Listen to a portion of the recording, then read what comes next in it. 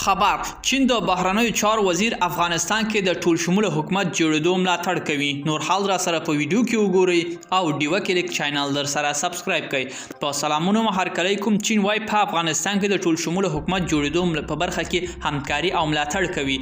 د چین د بهرنیو چارو وزیر وانګ چې پاکستان کې د اسلامي همکاریو سازمان کانفرنس کې ګډون کړی دی او په دې غونډه کې تر ډیره له اسلامي هیوادونو سره د چین اړیکو د افغانستان په اړه خبرې کړې دي. هغه ویلي چې د په سیمه کې یو امن او باثباته افغانستان غوښتونکي دي او تمه لري چې وکړي شي دغه هیواد په پرمختګ کې اغیزناک ګامونه اوچت کړي. نوموړي همداراز ویلي چې په افغانستان کې یو ټول شموله حکومت جوړېدو اړتیا او که چین تیار دی چې په دې برخه کې له افغانستان سره همکاري وکړي. هغه له نورو اسلامي هیوادونو سره هم د ښو اړیکو پر دوام ټینګار کړی دی او وایي دوی هڅه کوي له ټولو اسلامي هیوادونو سره په دوه اړخیزو ګټو ولاړ پراخې اړیکې ولري.